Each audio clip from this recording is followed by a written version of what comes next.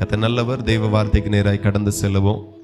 ஓசியா தீர்க்கதரிசியின் புஸ்தகம் 6ஆம் அதிகாரம் 4வது வசனம், 1053வது பக்கம். 1053வது பக்கம். ஓசியா தீர்க்கதரிசி 6ஆம் அதிகாரம் அதுல 4வது வசனத்தை ஒருவர் வாசிக்கலாம். எப்ராயிமே உனக்கு என்ன செய்வேன், யூதாவே உனக்கு என்ன செய்வேன்?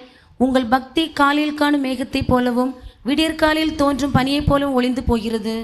ஹல்லேலூயா. தேவனுக்கு மகிமை உண்டாகட்டும். 1053வது பக்கத்தில் இருக்கு. சரி, தேவ வசனத்தை நாம கவனிக்கிறோம். ஆண்டவர் நம்ம ஒவ்வொரு பேரையும் கவனிக்கிறார். ஹல்லேலூயா. இந்த இடத்துல 2 பேர் சொல்லப்படுகிறது. எப்ராயிமே, யூதாவே, உங்கள் பக்தி எப்படிதான் இருக்கிறதென்றா, அந்த பக்தியானது உங்கள் பக்தி காலையில் காணும் மேகத்தை போலவும் விடிய காலையில் தோன்றுகிற பனியை போலவும் கொஞ்ச நேரத்தில் ஒளிந்து போகுது. கொஞ்ச நேரத்தில் பக்தி இல்லாதவர்கள் போல நீங்கள் மாறி விடுகிறீர்கள். ஆனால் என்னால் தெரிந்து கொள்ளப்பட்ட கோத்திரம்தான், என்னால் அழைக்கப்பட்டவர்கள் தான். ஆனால் பக்தி இல்லை. அந்த பக்தி கொஞ்ச நேரத்திலே காணாமல் போயிடுது. உங்களுடைய பக்தி ஒளிந்து போகிற பக்தியாக இருக்கிறது என்று ஆண்டவர் தன்னுடைய வேதனையை வெளிப்படுத்துகிறதை இந்த வசனம் நமக்கு கற்றுத்தருகிறது. ஹல்லேலூயா. கர்த்தர் ஒரு காரியத்திற்காக ரொம்ப ஏங்குகிறார். அந்த ஏக்கம் என்ன அப்படின்னா, நீங்களும் நானும் நீங்களும், உங்க பிள்ளைகளும் என்னுடைய பிள்ளைகளும், உங்க தலைமுறையும் என்னுடைய தலைமுறையும் கர்த்தரையே சேவிக்கணும். ஹல்லேலூயா. கர்த்தரையே பின்பற்றணும். அதுதான் கர்த்தருடைய ஏக்கம். அதுதான் கர்த்தருடைய மிகப்பெரிய தாகம். உண்மையிலே மனுஷன் ஆண்டவர் படைச்ச நோக்கமே என்ன அப்படின்னா, தேவ பக்தி உள்ள சந்ததியை அவர்கள் பெற்றெடுக்கணும். ஹல்லேலூயா. தேவ பக்தி உள்ள சந்ததியை பெற்றெடுக்கணும். அதுதான் தேவனுடைய நோக்கமாயிருந்தது. நீங்க நன்றாய் கவனித்தீர்களானால், தேவ பக்தியை ஆண்டவர் ஒரு நாளும் ஒருபோதும் மிருகத்தினிடத்துல ஆண்டவர் எதிர்பார்த்ததே கிடையாது. எத்தனை ஜீவராசிகள் இருக்கு.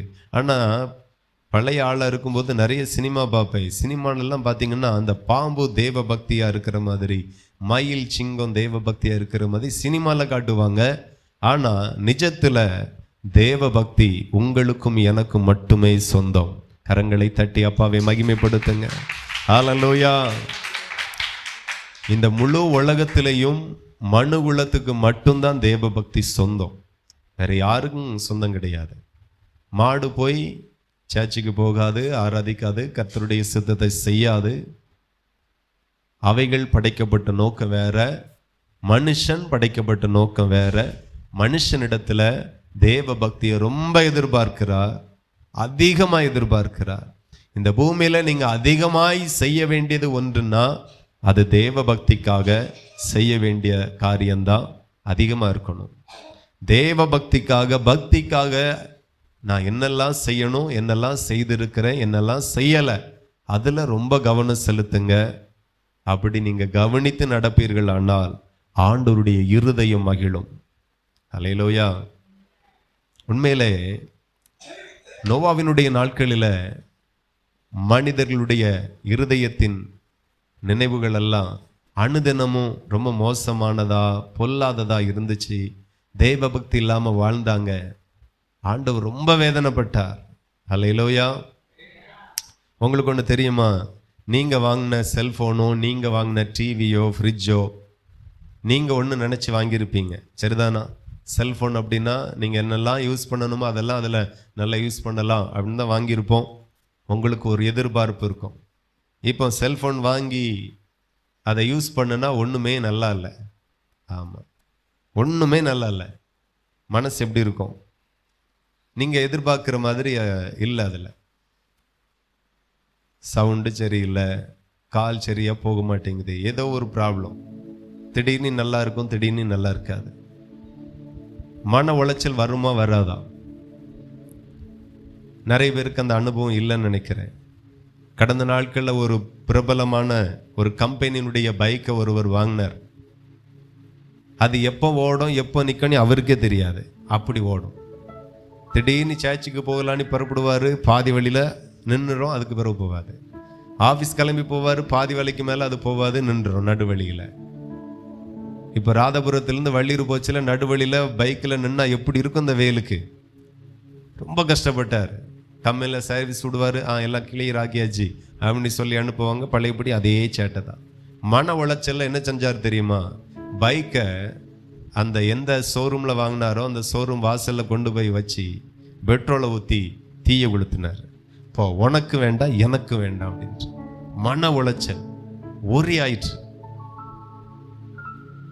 ஒரு பைக்குக்கே ஒரு மனுஷன் இப்படி ஆவானா? உங்களையும் என்னையும் அவருடைய சாயலில் உண்டாக்கின தேவன் எதிர்பார்த்த ஒன்று உங்களிடத்துல இல்லை அப்படின்னா அவருக்கு எவ்வளவு வேதனையா இருக்கும். எத்தனை பேருக்கு புரியுது? ஹல்லேலூயா. ஒவ்வொரு நாளும் உங்களை கண்காணிக்க வேண்டிய விஷயம் எதுல அப்படின்னா தேவ பக்தி.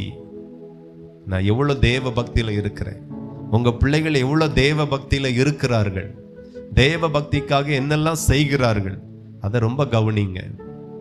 நான் மறுபடியும் சபைக்கு ஞாபகப்படுத்துகிறேன். மல்கியா, இந்த பகுதியை கையில வச்சுக்கோங்க. மல்கியா 2ஆம் அதிகாரம் 15வது வசனம். அவர் ஒருவனை அல்லவா படைத்தார், ஆவி அவரிடத்தில் பரிபூரணமாய் இருந்ததே. போதும், பின்ன ஏன் ஒருவரை படைத்தார்? தேவ பக்தி உள்ள சந்ததியை பெரும்படிதானே. ஹல்லேலூயா. மனுஷனை படைத்ததும் ஒருவனை படைத்ததும் ஒரே ஒரு நோக்கம்தான். அவன் தேவ பக்தியா இருக்கணும், அவனுக்கு பிறக்கிற பிள்ளை தேவ பக்தியா இருக்கணும், தலைமுறை தலைமுறை தலைமுறை தேவ பக்தியா இருக்கணும். ஹல்லேலூயா. சில குடும்பத்துக்கு தன்னுடைய பிள்ளை படித்தவர்களாக இருக்கிறத பெருமையா எண்ணுகிறாங்க. சில குடும்பத்தில் தன்னுடைய பிள்ளை ரவுடியா இருக்கிறத பெருமையா பார்க்குறாங்க. சிலர் தன்னுடைய பிள்ளை அரசியல்வாதியா இருக்கிறத பெருமையா பார்க்குறாங்க. ஆனா படைத்தவருக்கு பக்தியா இருந்தாதான் அவர் சந்தோஷமா பார்ப்பார். எத்தனை பேருக்கு புரிகிறது? ஹல்லேலூயா. ஏன்னா படைக்கப்பட்டதே அதற்கு தானே, படைத்ததே அதற்கு தான். ஃபேனை வாங்கினதே சுவிட்சை போட்டா ஃபேன் சுத்தி காத்து வரணும். சில வீட்டிலலாம் ஃபேன் ஓடும், ஃபேன் ஓடுறதுனால மீட்டரும் ஓடும், ஆனா காற்று மட்டும் வராது. இந்த ஃபேன் எல்லாம் என்ன செய்யக்கு? அப்படி யாரும் இருக்கக்கூடாது. தன்னுடைய சாயலை தந்து, தன்னுடைய உருவத்தை தந்து உங்களையும் என்னையும் கர்த்தர் படைத்திருக்கிறார். எதற்காக அப்படின்னா தேவ பக்திக்காக மட்டும்தான். ஆனா இன்னைக்கு மனுஷனிடத்துல எது இல்லை? தேவ பக்தி மட்டும்தான் இல்லை. சபைக்குள்ளாகவும் இருக்கிறவர்களுடைய தேவ பக்தி எப்படி இருக்கிறதா? அது ஒளிந்து போகிற பக்தியா இருக்கு என்று ஆண்டவர் வெளிப்படுத்துகிறார். மறுபடியும் வாங்க, ஓசியா தீர்க்கதரிசி. நீங்க நல்லா கவனித்தீர்களானால் ஆண்டவருடைய வார்த்தை சொல்லுகிறது, வாசிங்க.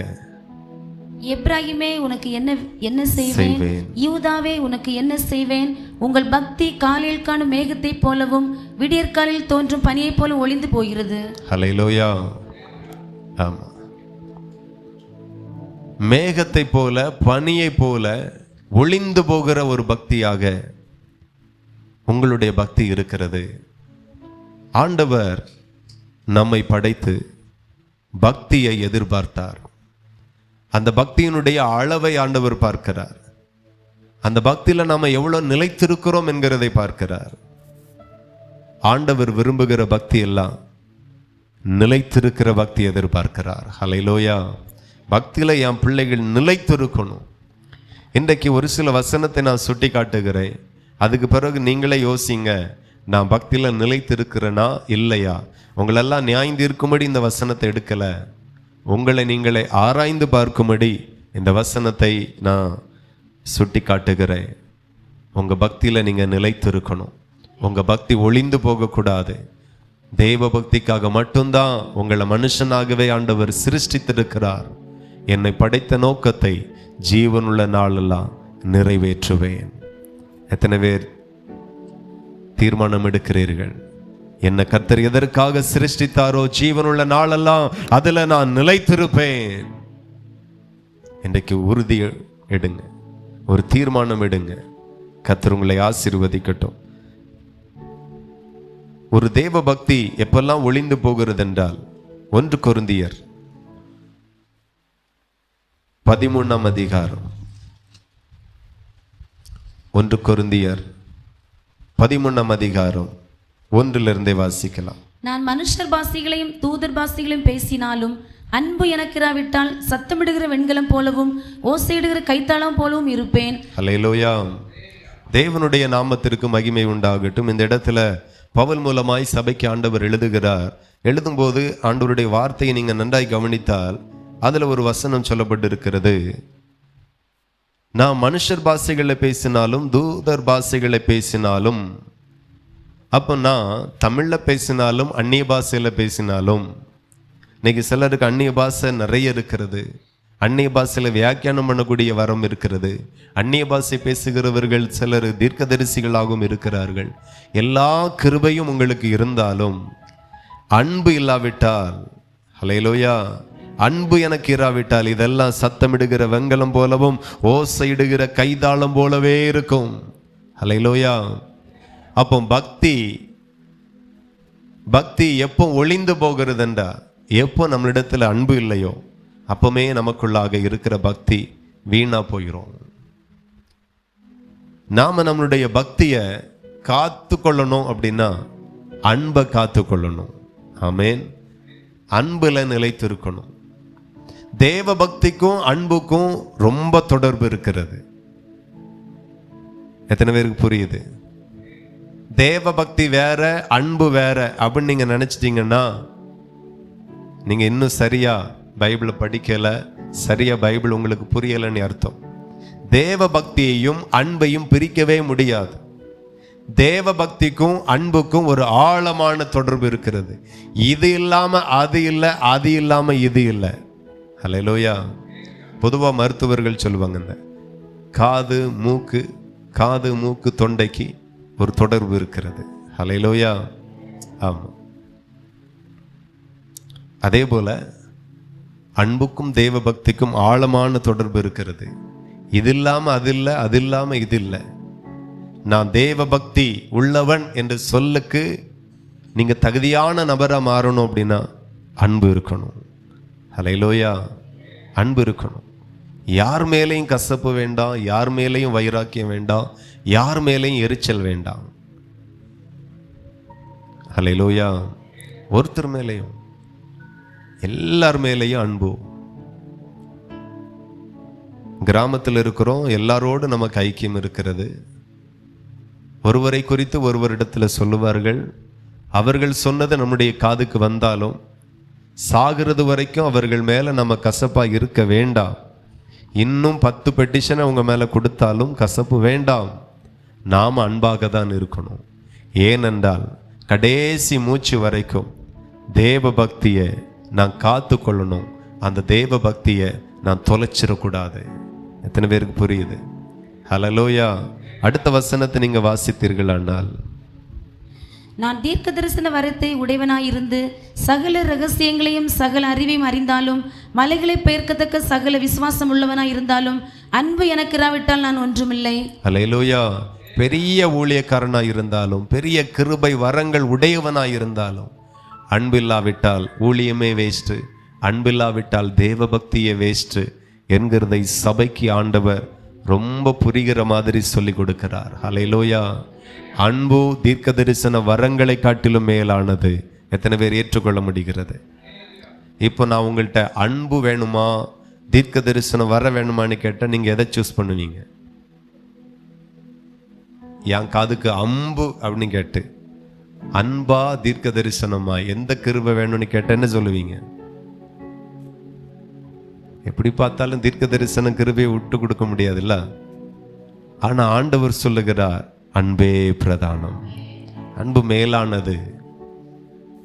நிறைய பேர் அன்பை விட்டுட்டாங்க, மற்றதெல்லாம் பிடிச்சுக்கிட்டாங்க. கேட்டா மிஷினரி அப்படிம்பாங்க, கேட்டா ஊழியக்காரங்க அப்படிம்பாங்க. ஆனா அன்புங்கிறதே இருக்காது. ஹல்லேலூயா. நிறைய பேர் ஜெபிக்கிறதே பார்த்தீங்கன்னா இந்த செய்தி அவங்களும் கேட்பாங்களேன்னு ஒன்றும் விடுதலையா பேச முடியலை. எனக்கு வாய்ஸ் மெயில் போட்டிருக்கு பாருங்க. அவன் அழியணும், அதுக்காக ஜெபம் பண்ணுங்க. என் குடும்பத்தை அவ்வளோ தொல்லை பண்ணிட்டான், அவன் நாசமாக போகணுன்னு ஜெபம் பண்ணுங்க. நீங்கள் ஒரு சுவிசேஷ ஊழியத்தை செய்கிறத பார்த்தேன், அதனால் நீங்கள் ஜெபம் பண்ண நடக்கும்னு நம்புகிறேன். இப்போ அது எது அனுப்புனாலும் பார்க்க போகிறதே இல்லை. என்ன சொல்ல, ரொம்ப கஷ்டம். ஜெபத்தை கூட இப்படி மாத்துறாங்களே. ஜெபம் புரிகிற அளவு உபதேசம் புரியல நிறைய பேருக்கு, சத்தியம் புரியல. இன்னைக்கு பரிசுத்தம் புரிகிற அளவுக்கு அன்பு புரியல நிறைய பேருக்கு. அதான் நிறைய பேருடைய பக்திக்கு வேல்யூவே இல்லாம போயிற்று. ஒரு மனுஷன் பக்தியா இருந்தா, அந்த பக்தி சரியான விதத்துல இருந்தா, அந்த மனுஷனோடு தேவன் இருப்பார். இன்னைக்கு பக்தி இருக்கிறது, ஆனா அது சரியான விதத்துல இல்லை. அதான் பிரச்சனை. பாலம் பெருசா போடலாம், இந்தியாவில் எத்தனையோ கோடி செலவுல பெரிய பெரிய பாலம், மேம்பாலம் எல்லாம் அமைத்திருக்கிறார்கள். திறப்பு விழாவுக்கு முன்னாடி இடிந்து விழுந்த பாலங்களும் தேசத்துல உண்டு, நியூஸ்ல பார்த்திருப்போம். பக்தியில பெருசா இருக்கலாம், ஆனா அன்பு இல்லைன்னா எல்லாமே வேஸ்ட் ஆயிரும். அன்புக்கும் தேவ பக்திக்கும் நெருங்கின தொடர்பு உண்டு. இது இல்லைன்னா அது இல்லை, அது இல்லைன்னா இது இல்லை. ஸோ சரியா புரிந்து கொள்ளுங்க. யார் மேலையும் எரிச்சல் வேண்டாம். நான் நிறைய நாள் சொல்லியிருக்கிறேன், என் மனசுட்ட என் ஆத்மாவிட்ட நான் சொல்லியிருக்கிறேன். அவங்க நாசமா போகணும், அவங்கள ஆண்டவர் நியாயம் தீர்த்துடணும், அப்படி ஒரு நாள் நான் நினைச்சதே கிடையாது. கிருபைனால, ஆண்டவர் தந்த அறிவுனால. அதுக்கு பதிலாக நான் இப்படி யோசிச்சிருக்கிறேன், ஆண்டவரே அவங்க அவ்வளோ பண்ணியிருக்காங்க, அதனாலேயாகிலும் என்ன ஆசீர்வதிங்க. இதை நான் அதிகமாக கேட்டிருக்கிறேன். ஹல்லேலூயா. ஸோ அவங்க அவ்வளோ பேசினது, அவ்வளோ துரோகம் பண்ணது, அவங்கள அவர் கண்டித்து சிச்சித்து எனக்கு என்ன லாபம் கிடைக்க போகிறது? அதுக்கு பதிலாக ஆண்டவர் என்னை ஆசீர்வதிக்கட்டும். அதை நிறைய வாட்டி ஜெபம் பண்ணியிருக்கேன். இன்னைக்கு நிறைய பேருடைய மனசு கேட்க மாட்டேங்க. எப்படியாகல அவா இப்படி பண்ணிட்டாவை, அவன் குடும்பம் நல்லாவே இருக்கக்கூடாது. இது எந்த மாதிரியான பக்தி? இது எந்த மாதிரியான போக்கு? இது சரியே கிடையாது. வேதத்திற்கு ஒவ்வாததா இருக்கிறது. வேத உபதேசங்களுக்கு இது ஒத்து போகாத வாழ்க்கை முறையா இருக்கிறது. ஏதோ ஒரு எரிச்சலோடு இப்படி இருக்காதுங்க. யார் பேசினது உங்க காதுக்கு வந்தாலும், யார் செய்தது உங்க காதுக்கு வந்தாலும், அது உண்மைன்னு சொல்லி நிரூபிக்கப்பட்டாலும், அந்த நபரை நீங்க எங்கேயாச்சும் பார்த்தா முதல்ல அவருக்கு தான் ஸ்தோத்திரம் பண்ணணும். ஆமென். கனம் பண்ணுகிறதுல ஒருவருக்கொருவர் முந்தி கொள்ளணும். மூஞ்சியை திருப்பிட்டு போகக்கூடாது. அடுத்தவங்க வேணா முகத்தை திருப்பிட்டு போகட்டும், நீங்க மூஞ்சியை திருப்பிட்டு போகக்கூடாது. காய்மகரமா பார்க்கக்கூடாது. என்ன இந்த ராதபுரத்தில் 5 வருஷமா ஒருத்தர் முறைச்சு பார்ப்பாரு. ஏன் முறைக்கிறான்னு இன்னும் வரைக்கும் தெரியாது. நம்மளை பார்த்தாலே முறைச்சு பார்ப்பாரு. நமக்கு அவருக்கும் சம்பந்தமே கிடையாது. நீங்க காரணத்தோடு முறைக்கலாம், பெரிய பெரிய காரணம் இருக்கும். ஆனா எந்த காரணத்தையும் கொண்டு உபதேசத்தை மாற்ற முடியாது, சத்தியத்தை மாற்ற முடியாது. அதை நீங்க புரிந்து கொள்ளுங்க. சிரித்த முகத்தோடு ஒருவரை சந்திங்க, எதிரியா இருந்தாலும். நிறைய பேருடைய இருதய அன்புக்கு நேராய் திருப்பப்படாமல் இருக்கிறது. உங்க தேவ பக்தியை பரலோகம் அங்கீகரிப்பாரோ ஆண்டவர்? பரலோகம் அங்கீகரிக்குமோ? அங்கீகரிக்கவே அங்கீகரிக்காது. அதனால தேவ பிள்ளைகள் புரிந்து கொள்ளுங்க. எப்ராயிமே, யூதாவே, உன் பக்தி ஒளிந்து போகிறது. மேகத்தை போல, பனியை போல ஒளிந்து போகிற பக்தியாயிருக்கிறது. அவர்களுடைய பக்தியை ஒளிந்து போகிற பக்தியா இருக்குமே, ஆனால் உங்களுடைய பக்தியும் என்னுடைய பக்தியும் எம்மாத்திரம். ஹல்லேலூயா. தேவனுடைய பிள்ளைகள் புரிந்து கொள்ளுங்கள். அன்புல நிலைத்திருங்க, அன்புல நிலைத்திருங்க. 3வது வசனத்தை வாசித்தால் ஆண்டுடைய வசனம் சொல்லுகிறது, எனக்கு உண்டான யாவற்றையும் நான் அன்னதானம் பண்ணினாலும் நான் சரீரத்தை சுட்டரிக்கப்படுவதற்கு கொடுத்தாலும் அன்பு எனக்கு இராவிட்டால் எனக்கு பிரயோஜனம் ஒன்றுமில்லை. ஹல்லேலூயா. அப்போ ஆண்டவருடைய வார்த்தை சொல்லுகிறது, நான் எவ்வளவு அன்னதானம் பண்ணினாலும், என் சரீரத்தையே சுட்டரிக்க, ஊழியத்திற்காக, தேவனுக்காக என் சரீரத்தையே சுட்டரிக்க ஒப்பு கொடுத்தாலும் அன்பு எனக்கு இராவிட்டால் அது பிரயோஜனமாகவே இருக்காது. ஹல்லேலூயா. ஆமா, நிறைய பேர் தியாகிகளா இருக்கிறாங்க. ஆவிக்குரிய வட்டாரத்தில் தியாகமாய் வாழுகிற நிறைய ஊழியக்காரர்கள் இருக்கிறாங்க. ஆனா அவர்களுக்குள்ளாகவும் பார்த்தால் அன்புல ரொம்ப குறைவுள்ளவர்களா இருக்கிறாங்க. எத்தனையோ பேர் விவாகம் பண்ணாமலே ஊழியம் செய்கிறாங்க. பெரிய சவாலான ஒன்று. ஆனாலும் அவர்களுக்குள்ளாய் அன்பில குறைபட்டதை சிலரிடத்துல பார்த்துருக்கிறேன். சில இடங்களில் நீங்க பார்த்தீங்கன்னா ஊழியக்காரர்கள் செருப்பை போடாம இருப்பாங்க. எங்க போனாலும் வெறுங்காலோட. இப்படியே தான் ஊழியம் செய்வேன்னு தன்னை வெறுத்து ஊழியம் செய்கிறாங்க. அப்படிப்பட்ட சிலருக்குள்ளாகவும் அன்பில குறைவுபட்டதை நான் பார்த்திருக்கிறேன். இவ்வண்ணமாக தான் சரீரத்தை ஒடுக்கி சில வசதிகளை வெறுத்து ஊழியம் செய்கிறவர்களை பார்த்திருக்கிறேன். ஆனாலும் அவர்களுக்குள்ளாய் இருக்கிற அன்பிலே அவர்கள் குறைவுபட்டு இருக்கிறத என்னால் பார்க்க முடிந்தது. ஆண்டவரும் அதை தான் சொல்லுகிறார், உன் சரீரத்தை சுட்டரிக்கப்படுகிறதற்கு ஒப்பு கொடுத்தாலும் அன்பு எனக்கு இராவிட்டால் எனக்கு பிரயோஜனம் ஒன்றுமே இல்லை. அல்லேலூயா. சிலர் சொல்லுவாங்க, ஆண்டவருக்காக நாங்க இரத்த சாட்சியம் அறிக்கவும் ஆயத்தம், எந்த நிந்தனைகளும் வரட்டும், பிரச்சனை இல்லை, ஆண்டவருக்காக நிற்போம். அப்படிப்பட்டவர்களும் கவனிக்க வேண்டும், அன்பு இல்லாவிட்டால் இதெல்லாம் வேஸ்ட். அல்லேலூயா. அன்பு இல்லையா, டோட்டல் அவுட். உங்க பக்தி ஒளிந்து போகிறதா இருக்கிறது. உங்க பக்தி ஒளிந்து போகும். அந்த பக்திக்கு வேல்யூவே இல்லாம போயிடும். தேவ பக்தி எவ்வளோ மேன்மையானது என்றால், தேவ பக்தி உள்ளவர்களை கர்த்தர் ரொம்ப நேசிக்கிறார். பரலோகம் எதற்காக கட்டப்படுகிறது அப்படின்னா, தேவ பக்தி உள்ளவர்களுக்காக தான் கட்டப்படுகிறது. தேவ பக்தி உள்ளவர்களுக்கு இருக்கிற ஆசீர்வாதமும் மேன்மை ரொம்ப அதிகம். ஆபிரகாம் விசுவாசத்தினால ஆண்டவர் அவனை ஆசீர்வதிக்கல, அதை மட்டும் பார்த்து நிறைய குணங்களை ஆண்டவர் பார்த்தார். நிறைய விஷயத்தை ஆண்டவர் பார்த்தார். விட்டு கொடுக்கிற மனப்பான்மை, சகிக்கிற மனப்பான்மை. அவன் லோத்துக்கு முன்பதாக நின்று சொல்லுகிறான், நீ வலதுபுறம் போனா நான் இடதுபுறம் போகிறேன், நீ இடதுபுறம் போனா நான் வலதுபுறம் போகிறேன், முதல்ல நீ சூஸ் பண்ணு அப்படின்ட்டு.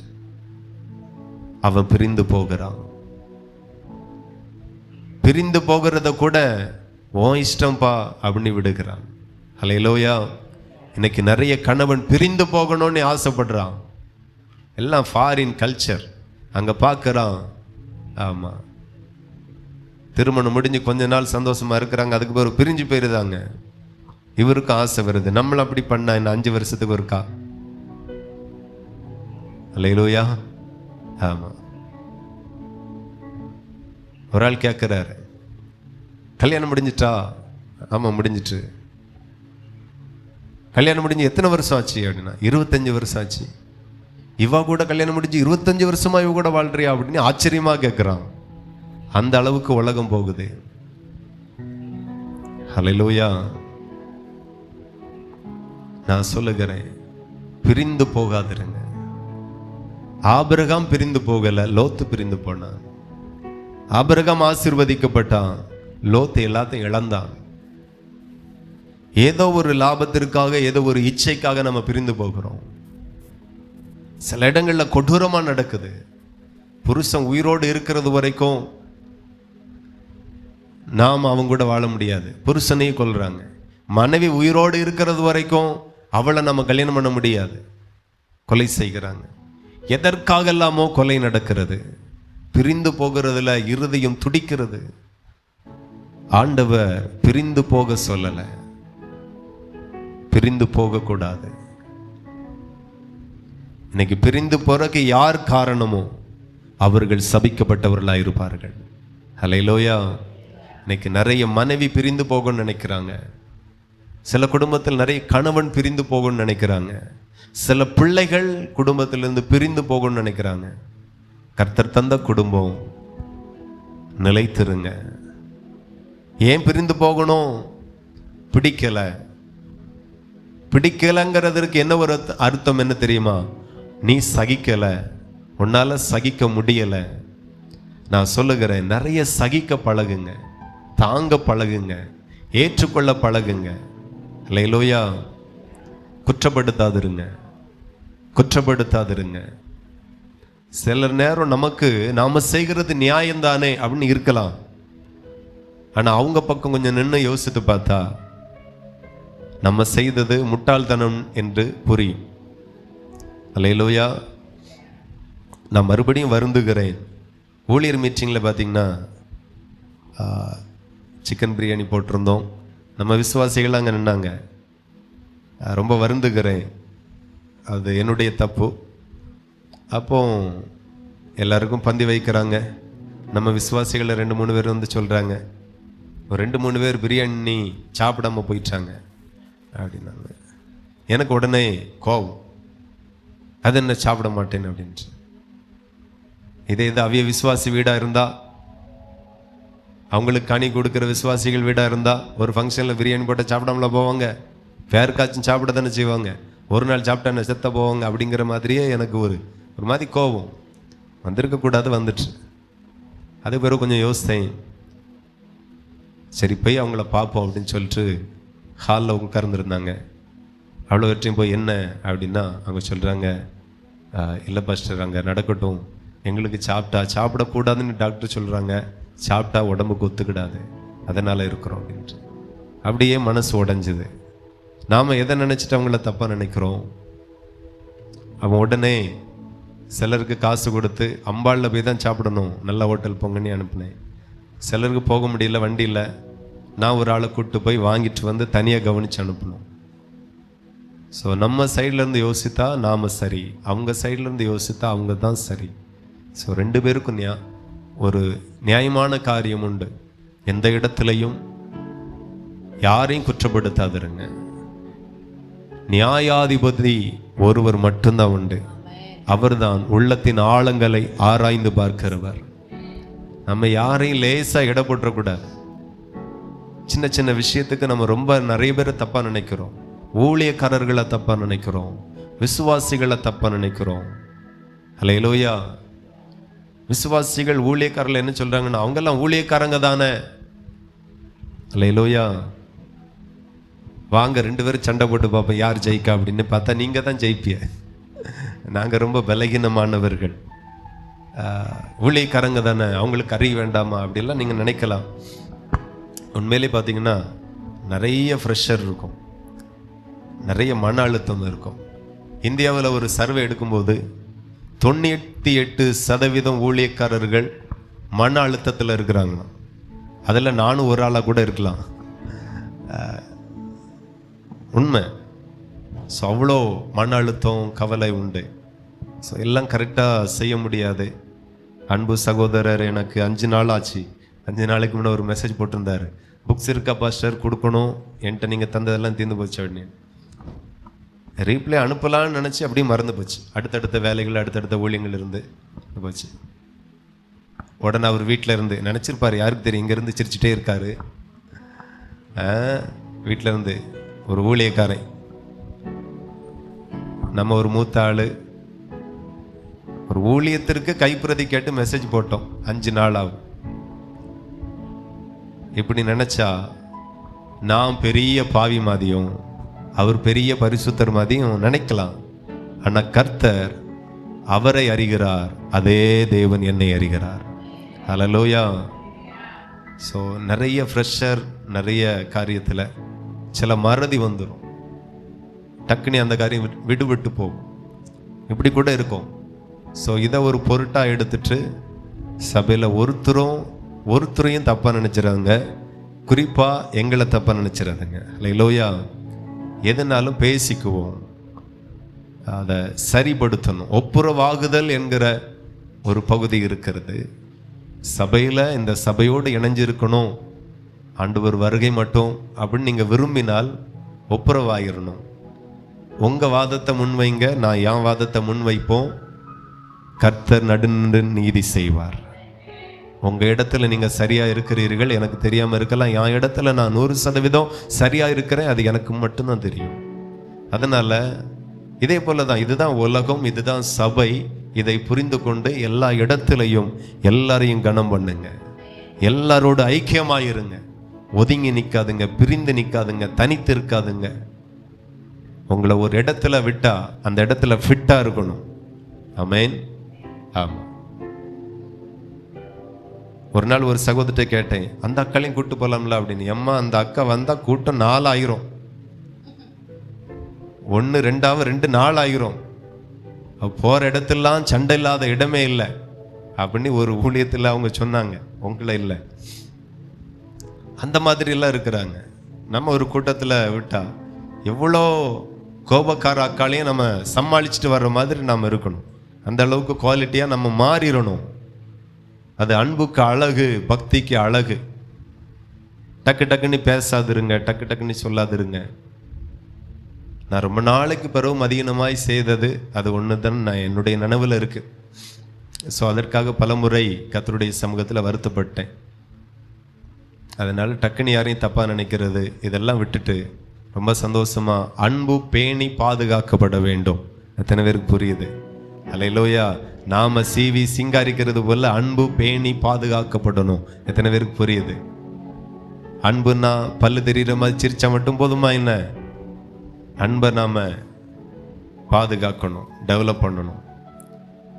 ஸோ இவ்வளோ விஷயங்கள் இருக்கிறது. அல்லேலூயா.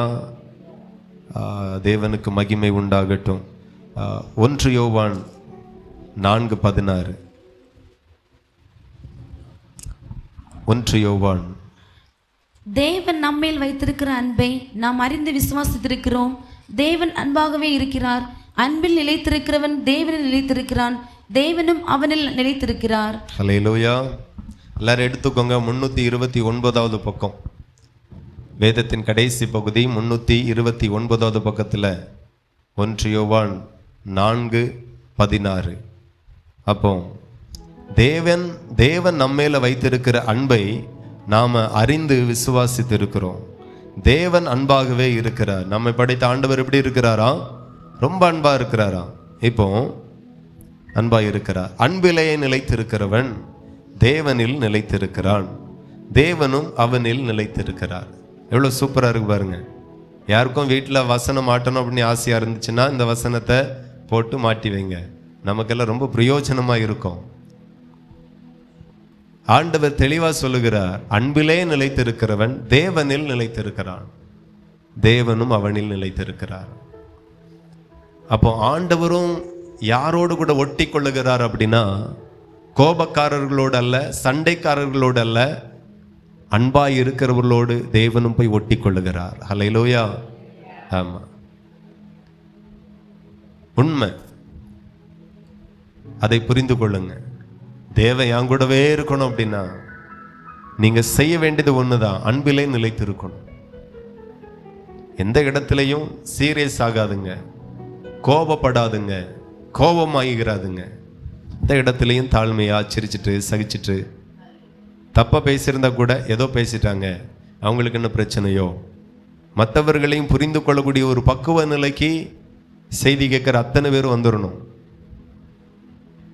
பேசக்கு ரொம்ப பொறுமையா இருங்க, கோவப்படக்கு ரொம்ப பொறுமையா இருங்க. ஒரு நாளைக்கு 10 நேரம் கோவப்படுவேன் அப்படிங்கிற மனநிலை இருக்கக்கூடாது. டெய்லி கோவப்படுவேன் அப்படி ஒரு வாழ்க்கை இருக்கக்கூடாது. டெய்லி கோவப்படுறீங்களா? ஐயா உங்கள்கிட்ட தான் டெய்லி கோவப்படுவீங்களா? டெய்லி ஜபிக்கிற மாதிரி டெய்லி 3 வேளை தானியேல் ஜபித்தான். நாங்களும் 3 இல்லை 5 வேளை ஜபிப்போம். கோபம் 10 நேரம் படுவோம். திடீர்னு மாப்பிள்ளைகிட்ட அப்படி பயங்கரமாக நிற்போம், பிள்ளைகிட்ட பயங்கரமாக நிற்போம், பக்கத்து வீட்டில் பயங்கரமாக நிற்போம், ஃபோன்லேயே சண்டை போட்டுருவோம். வேற என்னத்துக்கு 5 நேரம் ஜெபம்? அப்போ தினந்தோறும் நாம் வேதத்தை 2 முறை 3 முறை வாசிக்கிறோம், 2 3 முறை ஜெபிக்கிறோம்.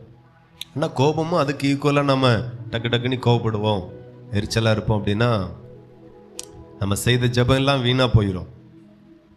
பொதுவாக அன்பை நம்ம யோசிக்கும் போது தேவனை யோசிங்க. தேவன் யாரோடு தான் இருப்பார் அப்படின்னா, அன்பா யார் இருக்கிறாங்களோ அவங்களோடு தேவன் இருக்கிறாரா? ஸோ நீங்கள் நினைக்கலாம் பரிசுத்தவான்களோடு கர்த்தர் இருக்கிறார், பரிசுத்தவான் தான், ஆனாலும் அன்பு இல்லைன்னா அவனோடு தேவன் இருக்க மாட்டார். பெரிய ஊழியக்காரங்க அவரோடு ஆண்டவர் இருப்பார் அப்படின்னா, பெரிய ஊழியக்காரங்க அன்பா இருந்தாதான் பெரிய ஊழியக்காரர்களோடு கூட தேவன் இருப்பார். நம்முடைய தேவன் அன்பா இருக்கிறார். அவர் யாரோடு இருப்பார் அப்படின்னா, யார் அன்பிலே நிலைத்திருக்கிறார்களோ அவர்களோடு தேவனும் நிலைத்திருப்பார். அப்போ தேவ பக்தியில இருக்கிறேன் அப்படின்னு நீங்க நினைச்சிட்டு நீங்க அன்பில கவனம் செலுத்தலைன்னா உங்க தேவ பக்தி ஒளிந்து போகிறதா இருக்கும். இப்ப எத்தனை பேருக்கு புரியுது? ஹல்லேலூயா. நிறைய பேருடைய தேவ பக்தி ஒளிந்து போகிற தேவ பக்தியா இருக்கிறது. வீணான தேவ பக்தி, பிரயோஜனம் இல்லாத தேவ பக்தி. சபைக்கு உங்க தேவ பக்தினால ஒரு பைசாக்கு பிரயோஜனம் இல்லை. உங்க தேவ பக்தி இந்த தேசத்திற்கு பிரயோஜனம் இல்லை, உங்க குடும்பத்திற்கு பிரயோஜனம் இல்லை. ஏன் இப்படி ஒளிந்து போகிற தேவ பக்தியா இருக்கிறது, பிரயோஜனம் இல்லாத பக்தியா இருக்கிறது? எதனால நீ பாத்தீங்கன்னா, அன்பு அந்த பக்தியில குறைபட்டு இருக்கிறது. நீங்க தேவ பக்தியா இருக்கிறீங்க, ஆனா அன்புல இல்லை. அன்பா இல்லாவிட்டால் தேவனும் உங்களோடு இருக்க மாட்டார். இதை சரியாய் புரிந்து கொண்டு செயல்படுங்க. அதே அதிகாரத்தில் 7 இருந்து வாசிப்போம். பிரியமானவர்களே, ஒருவரிலொருவர் அன்பாயிருக்க கடவோம். ஏனெனில் அன்பு தேவனால் உண்டாயிருக்கிறது. அன்புள்ள எவனும் தேவனால் பிறந்து அவரை அறிந்திருக்கிறான். ஹல்லேலூயா. தேவனுக்கு மகிமை உண்டாகட்டும். இந்த இடத்துல ஆண்டவர் தெளிவாய் சொல்லுகிறார், ஒருவரில் ஒருவர் அன்பாயிருங்க, அன்பாயிருக்க கடவோம். இது ரொம்ப முக்கியம். இந்த வார்த்தை குடும்பத்திற்குள்ள வரட்டும். கணவன் மனைவியில, மனைவி கணவன்ல, பிள்ளைகள் பெற்றோரோடு அன்பாயிருக்கணும். நிறைய பிள்ளைகளுக்கு சொந்த பெற்றோர்கள் மேலேயே அன்பு வரமாட்டேங்க. என்ன செஞ்சிட்டான், என்ன தந்துட்டான். நான் இப்படிப்பட்ட பிள்ளைகளுடைய வாழ்க்கையை நான் பார்த்துருக்கிறேன். சிறு வயதில் நீ என்ன விசேஷமாக பெற்றுட்ட, வளர்த்துட்ட அப்படின்னு பெற்றோர்களையே குறை சொல்லும் இந்த பிள்ளைகள். பெருசாக என்ன துணி எடுத்து தந்துட்டா, பெருசாக சாப்பாடு போட்டா, பெருசாக வளர்த்துட்டா, இப்படியே சொல்லி சொல்லி வளர்ந்த பிள்ளைகள் இன்றைக்கு அவர்கள் பெற்ற பிள்ளைகளுக்கு அவர்களால் பெருசாக எதையுமே செய்ய முடியாமல் கர்த்தர் வச்சிட்டார். எத்தனை பேருக்கு புரியுது? ஆமாம். பெற்றோரையே அன்பு செலுத்துகிறது இல்லை, பெற்றோர் மேல அன்பு இல்லை. பெருசா வளர்த்துட்டாங்க, பெருசா படிக்க வச்சுட்டாங்க. ஒருவரில் ஒருவர் அன்பா இருங்க, அது யாரா இருந்தாலும். அப்ப ஆண்டவருடைய வசனம் சொல்லுகிறது, அன்பு தேவனால் உண்டாயிருக்கிறது. அன்புள்ள எவனும் தேவனால பிறந்திருக்கிறான். அல்லேலூயா. நம்ம ஞானஸ்நானத்தின் மூலமாய் நாம புதுசா பிறந்திருக்கிறோம். ஆனா அன்பு இல்லாவிட்டால் நீங்க தேவனால் பிறந்தவர்கள் அல்ல. ஆமென். தேவனால் பிறக்கணும் அப்படின்னா அன்பு அதுக்கு ரொம்ப முக்கியம். அன்பு எல்லா உபதேசத்திலையும் முதன்மையான இடம் அதுல இருக்கிறது. ஆமா, அன்பு ஒன்றோடு ஒன்று தொடர்புல இருக்கிறது. அன்பு இல்லாம எதை செய்தாலும் எல்லாம் வீணா போயிடும். 8வது வசனம் சொல்லுகிறது, அன்பில்லாதவன் தேவனை அறியான், தேவன் அன்பாகவே இருக்கிறார். அப்ப நீங்க நல்லா தேவ பக்தியில இருக்கலாம், ஆனா அன்பே இல்லை அப்படின்னா நீங்க தேவனை இன்னும் அறியல அப்படின்னு அர்த்தம். உங்க தேவ பக்தி வீண், ஒளிந்து போகிற தேவ பக்தி. ஸோ தேவ பக்தியை சரிபடுத்தணும் அப்படின்னா இதெல்லாம் நீங்க கவனிங்க. அன்புல நான் சரியா இருக்கிறேன்னா, நிறைய நேரம் நாம நிறைய ஜெபிக்கிறோம், உபவாசிக்கிறோம், விழித்திருக்கிறோம், அதிகாலையில் ஜெபிக்கிறோம், ஆராதிக்கிறோம், காணிக்கை கொடுக்கிறோம். ஆனாலும் அதற்கேற்ற பிரதிபலனை நம்மளால சுதந்திரிக்க முடியல. ஏன்? விசுவாசத்தை நான் கரெக்டாக தானே விசுவாசித்தேன், விசுவாச அறிக்கை கரெக்டாக இருந்துச்சு, நான் நல்லா ஜெபித்தேனே. அப்போ நீங்க கவனிக்கப்படாத ஒரு பகுதி உண்டானால் அன்பு இல்லை, அன்பு இல்லை. அதான் பார்த்தீங்கன்னா ஒருவரை ஒருவர் குறை பேசாதிருங்க. நிறைய ஊழியக்காரங்க மதியினமா என்ன சொல்ல அவங்கள பார்த்தீங்கன்னா, அன்பு என்கிற டாபிக்கை ஆழமாக தியானிக்காதபடினால் மேடையிலேயே ஒருவரை ஒருவர் குறை சொல்லுவாங்க. இன்னைக்கு அப்படி பேசின நிறைய பேர் விழுந்து போகிறத பார்க்க முடிகிறது. ஒருவேளை அவர் நம்மளை குறை பேசிட்டா கூட அவர் பேரை சொல்லி நாம பேசாம இருப்போம். கர்த்தர் அந்த நீதியை பார்க்கிறார். ஸோ இதெல்லாம் பார்த்து தான் ஊழியத்தில் நிலை நிறுத்துகிறார். நாங்கள் இந்த 19 வருஷம் ஊழியத்தில், இந்த வனாந்தரத்தில், இந்த குறைவுகளின் மத்தியில் நிலை நிற்கிறோம் என்றால் கர்த்தர் எங்களை நிலை நிறுத்தியிருக்கிறார். ஆகையினால எதையுமே மைக்கு கிடைச்சிட்டு வாய்ப்பு கிடைச்சிட்டு போட்டு தாக்கிடுவோம் அப்படிங்கிற எல்கைக்கு போகாமல் அன்பை வெளிப்படுத்துவோம், அன்பை வெளிப்படுத்துவோம்.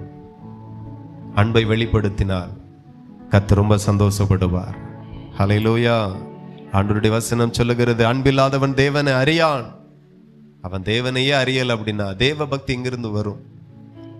எப்படி தேவ பக்தியை ஆண்டவர் அங்கீகரிப்பார்? ஆகையினால ரொம்ப அன்பை இன்னும் டெவலப் பண்ணுங்க, அன்புல வளருங்க, அன்புல உங்களை ஸ்திரப்படுத்துங்க, அன்பினால உங்களை செதுக்குங்க, ஒவ்வொரு குணத்தை செதுக்குங்க, கிரியைகளை செதுக்குங்க, வார்த்தைகளை செதுக்குங்க. அல்லேலூயா. சபைக்குள்ளே சிலர் என்ன பேசியிருப்பாங்க, ஆனா பிரசங்கம் பண்ணும்போது இத்தனை வருஷம் என் கூட இருந்த நிறைய சகோதரர்கள் சகோதரிகள் இருக்கீங்க, யாரையாகிலும் மறைமுகமா தாக்குன்னு தாக்கியிருப்போமா? விளங்க மாட்டா அவ அப்படி பேரும் என்னைக்காலும் சொல்லியிருப்போமா? சொல்ல எவ்வளவு நேரம் ஆகும்? நிறைய காரியத்தை பொறுத்து சகித்து மறந்துருங்க. அன்பிலே நிலைத்திருக்க என்னென்ன செய்யணுமோ அத்தனையும் செய்யுங்க. நீங்க ஆசீர்வாதமா இருப்பீர்கள். கர்த்தர் உங்களை நிலை நிறுத்துவார். அல்லேலூயா. உங்கள்ட்ட ஆண்டவர் சொன்ன ஒரு வார்த்தை சொன்ன ஒரு வார்த்தை சொல்லி முடிக்கிறேன். வயிறு பசிக்கல. அப்போ பார்த்தீங்கன்னா நிறைய பேர் பிள்ளைகளை குறித்து பயப்படுகிறீர்கள், யோசிக்கிறீர்கள். வாலிப பிள்ளை உலகத்துக்குள்ளே போகிறான், அந்த காலேஜில் அப்படி ஆயிற்று, இந்த இடத்துல இப்படி ஆயிற்று, அப்படி கேள்விப்படும் போது நமக்குள்ள ஒரு கவலை கலக்கம் வருகிறது. நான் சொல்லுகிறேன், ஆண்டவர் சொன்னதை அவர் சொல்லுகிறார், உலகத்தில் நடக்கட்டும், உன் பிள்ளைக்கு அது வாய்க்காது. உனக்கு விரோதமாய் உருவாக்கப்படும் எந்த ஆயுதமும் வாய்க்காதே போகும் என்று ஆண்டவர் சொல்லுகிறார். நிறைய வலைகள் பிசாசு நம்ம பிள்ளைகளுக்கு விரோதமாய் விரிப்பான். ஆண்டவர் நம்ம பிள்ளைகளை வேற வழியாய் நடத்தி கொண்டு போவார். ஹல்லேலூயா. காலேஜ் சரியில்லை, போயிருக்கிற ஊர் சரியில்லை, ஏன் கவலைப்படுறீங்க? அந்த வாய்ப்புகளுக்கு நேராய் பிள்ளைகளை விடமாட்டேன் என்று கர்த்தர் சொன்னார். அதை நான் யாருக்கோ ஒருவருக்கு தீர்க்க தரிசனமா சொல்லி என் செய்தியை முடிக்கிறேன். கர்த்தர் உங்களை ஆசீர்வதிப்பார். ஜெபிப்போம். ஆண்டவர் நல்லவர். Thank you Lord. ஹல்லேலூயா. தேவனுக்கு மகிமை உண்டாவதாக. ஆண்டவர் நல்லவர். ஒரு 2 பேர் போய் பந்திக்கு ரெடி பண்ணுங்களேன். சகோதரிகள் இணைஞ்சிக்கோங்க. ஹல்லேலூயா. க்ளோரி. தேவனுக்கு மகிமை உண்டாகட்டும். எல்லாரும் மற்றவர்கள் ஸ்தோத்திரம் பண்ணி ஆண்டவரை மகிமைப்படுத்துவோம். ஹல்லேலூயா. ஆண்டவரே, அன்பிலே நான் நிலைத்திருக்கணும். எல்லாரும் சொல்லுங்க, அன்பிலே நான் நிலைத்திருக்கணும், அன்பிலே நாங்கள் நிலைத்திருக்கணும். கர்த்தர் எங்களுக்கு உதவி செய்யுங்க. எப்ராயிமே, உனக்கு என்ன செய்வேன்? ஹல்லேலூயா. நான் உனக்கு என்ன செய்வேன்? யூதாவே, உனக்கு நான் என்ன செய்வேன்? உங்கள் பக்தி காலையில் காணும் மேகத்தை போலவும் விடிய காலையில் தோன்றும் பனியை போலும் ஒளிந்து போகிறதே. எப்ராயிமே, யூதாவே, நான் உனக்கு என்ன செய்வேன்? இப்படி ஒளிந்து போகிற பக்தியா இருந்தா தேவனால கூட உங்களுக்கு ஒன்றும் செய்ய முடியாது. எத்தனை பேருக்கு புரியுது? க்ளோரி. ஹல்லேலூயா. ஆண்டவருடைய இருதயம் கலங்குது. எப்ராயிமே, நான் உனக்கு என்ன செய்வேன்? யூதாவே, நான் உனக்கு என்ன செய்வேன்? உன் பக்தியினுடைய குவாலிட்டி இப்படி எல்லாம் இருக்கிறது. ஹல்லேலூயா. தேவனுக்கு மகிமை உண்டாகட்டும். உங்கள் பக்தி காலையில் காணும் மேகத்தை போலவும் விடிய காலத்தில் தோன்றும் பனியை போலவும் ஒளிந்து போகிறதே. இப்ராயிமே, யூதாவே, நான் உனக்கு என்ன செய்வேன்? நிறைய செய்ய கர்த்தர் விரும்புகிறார். ஆனா அவன் ஒளிந்து போகிற பக்தியினால் அவரால் ஒன்றும் செய்ய முடியாமல் போகுது. ஆசை மனசுல ஆண்டவருக்கு உனக்கு பெரிய பெரிய காரியத்தை செய்யணும். உன் ஊழியத்துக்கு பெரிய பெரிய காரியத்தை செய்யணும். உன் குடும்பத்திற்கு பெரிய பெரிய காரியத்தை செய்யணும். உங்க பிள்ளைகளுக்கு நான் பெரிய பெரிய காரியத்தை செய்ய நிறைய ஆசை ஆண்டவருக்கு. ஆனா பக்தி இருக்க வேண்டிய இடத்துல எரிச்சல் இருக்கிறது, கோபம் இருக்கிறது, கசப்பு இருக்கிறது. இதெல்லாம் இன்னைக்கு களைந்து போடுங்க. நான் உனக்கு நிறைய காரியத்தை செய்வேன், பெரிய காரியத்தை செய்வேன் என்று கர்த்தர் பேசுகிறார். Thank you Lord. நன்றி. ஹல்லேலூயா. தேவாதி தேவனுக்கு நன்றி. இம்மட்டுமா எங்களோடு பேசின இந்த நல்ல வார்த்தைகளுக்காக தெய்வமே உமக்கு நன்றி செலுத்துகிறோம். வந்திருக்கிற எல்லா மக்களையும் ஆசீர்வதிங்கப்பா. ஒருவர் வெறுமையாய் போகக்கூடாது. மெய்யாகவே கர்த்தர் என்னோடு பேசினார் என்று ஆன்லைனில் எங்களோடு இணைந்திருக்கிற பிள்ளைகளும் சொல்லணும், உணரணும். எல்லாரோடு கர்த்தர் பேசினதற்காக நன்றி. இந்த வார்த்தையில ஜீவன் உண்டாயிருக்கிறதற்காய் நன்றி. கர்த்தருடைய வார்த்தை 30, 60, 100 பலனை கொண்டு வரட்டும். ஒவ்வொரு பிள்ளைகளையும் ஆசீர்வதிக்கிறேன், மேன்மைப்படுத்துங்க. தொடர்ந்து பெரிய காரியங்களை செய்யும் இயேசுவின் நாமத்தில் ஜெபிக்கிறோம் ஜெபங்களும் நல்ல பிதாவே, ஆமென். என் ஆத்துமாவே கர்த்தரை ஸ்தோத்திரி, என் முழு உள்ளமே பரிசுத்த நாமத்தை ஸ்தோத்திரி. என் ஆத்துமாவே கர்த்தரை ஸ்தோத்திரி, கர்த்தர் செய்த சகல உபகாரங்களை மறவாதே. ஆமென், ஆமென். ஹல்லேலூயா. கர்த்தர் தாமே உங்களை ஆசீர்வதிப்பார்.